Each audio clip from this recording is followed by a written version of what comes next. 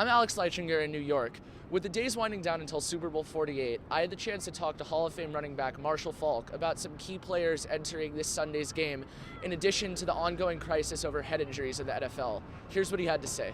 Who are some of the key players you're looking at for both the Broncos and the Seahawks in this Super Bowl? Well, I'm a little bit offbeat. You know, I try to not follow the football when you talk about key players and players to watch.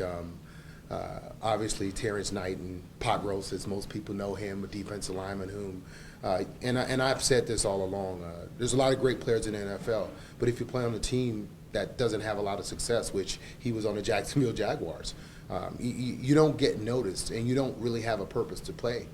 You can't just all the time play for money. There must be a bigger picture. You put him on a Denver Broncos team. You saw him against a New England Patriots offensive line that's pretty good. A Pro Bowl guy in Logan Mankins. I mean, fourth and 8, he beats him for a sack.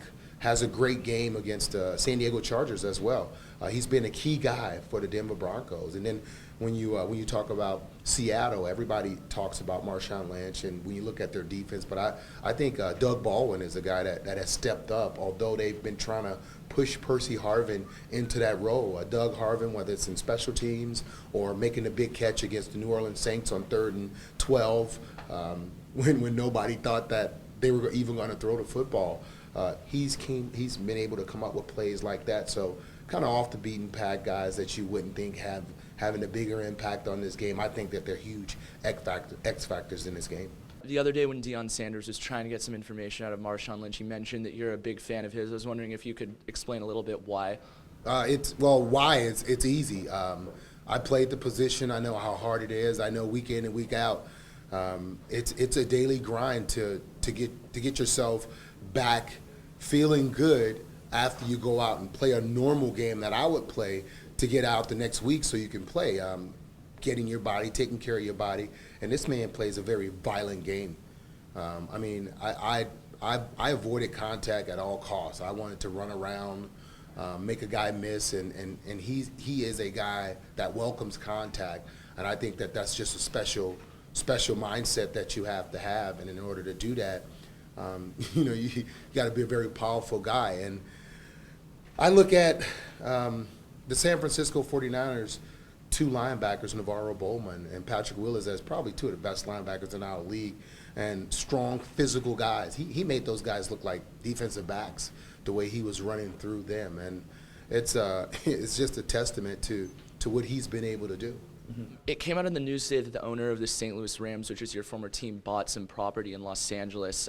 Do you think that the Rams have a future in St. Louis, since you obviously accomplished so much there? I'm sure over the last maybe year or two, Stan Kroenke has bought property in Denver as well, and Texas and Florida. Stan is a businessman, and he acquires property. That's what he does. I mean, so it doesn't mean that the Rams are going there.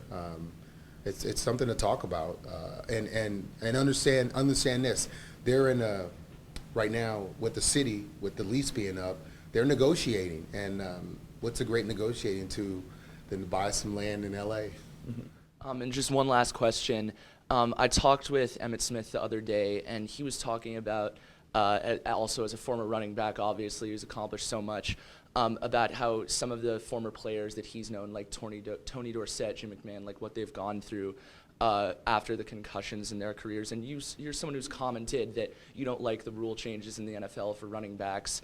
But is that still something you think about at all, and something that you think the NFL needs to change with regards to that? I think about it because I played, and I'm always I'm getting myself checked to make sure that CTE isn't something that I suffer with, understanding what has happened with other players whom have suffered with it and did not know.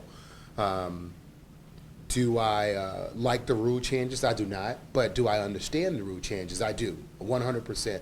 And the grand scheme of things with the rule changes is, if you're a parent, you want to know that the NFL is that they're doing things to make the game safer so your kid can play. So you feel okay allowing your kid to go out and play the game that I love to play. So I understand what the rule changes are all about.